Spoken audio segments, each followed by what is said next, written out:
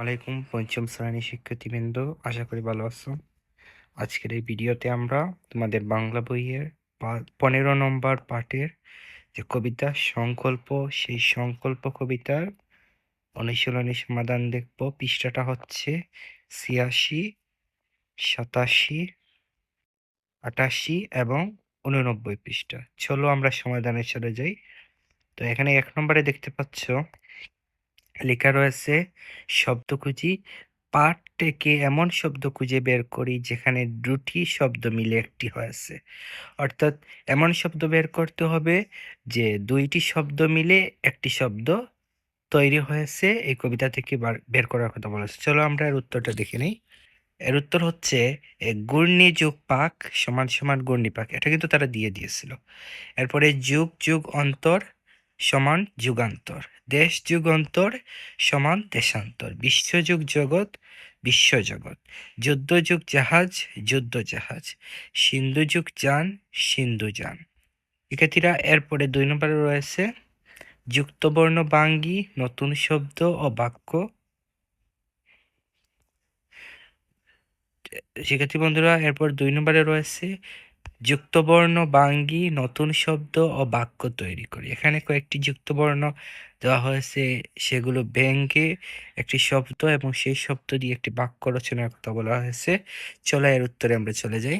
এর উত্তর হচ্ছে প্রথমটার যুক্তবর্ণ বাঙ্গন হবে দ যুগ ধ, যুদ্ধ সে যুদ্ধ করবে। এরপর দন্তান্ন যুক্ত শান্ত, এই ছেলেটি অনেক শান্ত। এরপর রয়ের রের যুগ মূর্ধন্য বর্ণ, বাংলা বর্ণ শিখছি। এরপর দন্তান্ন যুগ ত যুগ রফলা, যন্ত্র, কলটি একটি যন্ত্র।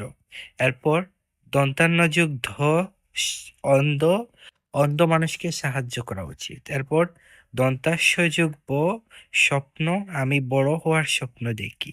তালবস্য যুগ ব বিশ্ব, আমরা বিশ্ব ভ্রমণ করতে চাই।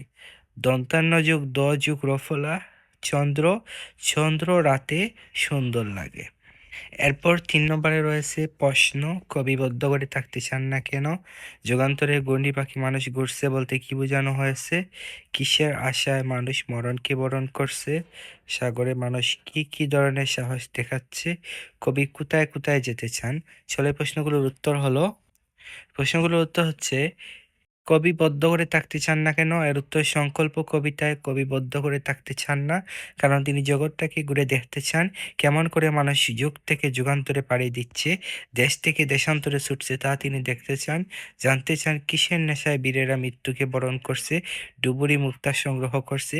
এভাবে অজানাকে জানার জন্যই কবি বদ্ধ করে থাকতে চান না। এরপর 2 নম্বর প্রশ্ন হচ্ছে যুগান্তরে ঘূর্ণি পাখি মানুষ ঘুরছে বলতে কি বোঝানো হয়েছে? এর উত্তর হচ্ছে অসীম বিশ্বকে জানার কৌতূহল মানুষের চিরকালেরই। যুগান্তরে ঘূর্ণি পাখি বলতে যুগ যুগান্তর পার হয়ে মানুষ কিভাবে বর্তমান সভ্যতায় এসেছে, কিভাবে মানুষ অতলে গগনে ছুটছে, তার ওই বিস্ময়কর রহস্যকে বোঝানো হয়েছে। এরপর কিসের আশায় মানুষ মরণকে বরণ করছে? এর উত্তর হচ্ছে মানুষ আদর্শের আশায় জীবন দেয়, কেউ দেশপ্রেমের জন্য লড়ছে, কেউ বিশ্বাস ও স্বপ্নের জন্য মরছে, এই আশায় মানুষকে ত্যাগী করে। তারপর সাগরে মানুষ কি কি ধরনের সাহস দেখাচ্ছে? এর উত্তর হচ্ছে মানুষ ভয়ঙ্কর সাগরে নামছে, ঢেউ ও জলের মুখে দাঁড়াচ্ছে, মুক্তা ও সম্পদ সংগ্রহ করছে, এতে মানুষের দুঃসাহস প্রকাশ পায়। এরপরে প্রশ্ন, কবি কোথায় কোথায় যেতে চান? এর উত্তর হচ্ছে কবি দেশ থেকে দেশে যেতে চান, তিনি আকাশ সাগর ও পাহাড় দেখতে চান, পাতালেও নেমে যেতে চান, পুরো বিশ্ব ঘুরে দেখাই তার ইচ্ছা। এরপর আমরা 4 নম্বরে দেখতে পাচ্ছি একই অর্থের আরেকটি শব্দ লিখি, অর্থাৎ এটাকে সাধারণত সমার্থক শব্দ বলা হয়ে থাকে। চলো এই শব্দগুলোর আরেকটি অর্থ বা সমার্থক শব্দ দেখে আসি। তো প্রথমে পৃথিবী, ধরণী, মৃত্যু, বরণ, কষ্ট, যন্ত্রণা, সমুদ্র, সাগর, চাঁদ, চন্দ্র, পর্বত, পাহাড়। 6 নম্বরে আমরা দেখতে পাচ্ছি এলোমেলো শব্দ সাজিয়ে কবিতার চরণ লিখি, অর্থাৎ এখানে এলোমেলো করে শব্দ দেওয়া হয়েছে, একটা বাক্য দেওয়া হয়েছে, সেই বাক্যগুলো সুন্দরভাবে যুক্ত করে সেই কবিতার চরণ লেখার কথা বলা হয়েছে। চলো আমরা সাজানো চরণগুলো দেখতে পাচ্ছ। করছে কিসের মরণ যন্ত্রণাকে আশায় তারা বরণ, এর সাজানো হচ্ছে কিসের আশায় করছে তারা বরণ মরণ যন্ত্রণাকে। এরপর বীর মুক্তা আনে কেমন সেচে করে সিন্ধু ডুবুরি। এর সঠিক হচ্ছে কেমন করে বীর ডুবুরি সিন্ধু সেচে মুক্তা আনে।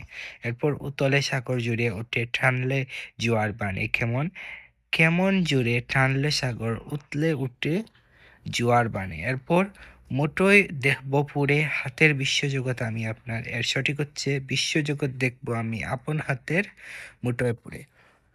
এরপর ৭ নম্বরে দেখতে পাচ্ছি লেখা আছে পাঠ থেকে নাম শব্দ ও কাজ শব্দ আলাদা করি। অর্থাৎ এই কবিতাটি পড়ে যে শব্দ দ্বারা নাম বোঝায় সেগুলো বামের বক্সে লেখার কথা বলা হয়েছে, এবং যে শব্দ দ্বারা কাজ বোঝায় সেগুলো ডানের বক্সে লেখার কথা বলা হয়েছে। চলো আমরা এর উত্তরটা দেখে আসি।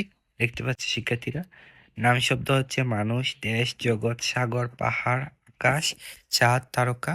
আর কাজ শব্দ হচ্ছে ঘুরছে, ছুটছে, মরছে, দেখবো, আনছে, উঠবো, নামবো।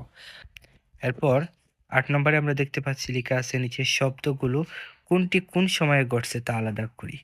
অর্থাৎ এখানে কয়েকটি শব্দ দেওয়া আছে, কোনটি এখন ঘটছে, কোনটি আগে ঘটেছিল, কোনটি পরে ঘটবে, এগুলো আলাদা করার কথা বলা হয়েছে। চলো এর উত্তরটা দেখে নেই। উত্তরটা হচ্ছে এখন ঘটছে শুনছি, যাচ্ছি, পড়ছি, চলছে, হাঁটছে। আগে ঘটেছিল পেয়েছিলাম, দেখেছিলাম, বললেছিলাম, ঘুমাতো। পরে ঘটবে অর্থাৎ ভবিষ্যতে ঘটবে দেখবো, থাকবো, ঘুমাবো, ঘুমাবে, নাচবে, আসবে। শিক্ষার্থীরা আজ এই পর্যন্ত। আর কোন কোন অধ্যায়ের সমাধান পেতে চাও এই ভিডিওর কমেন্ট বক্সে জানিয়ে দাও।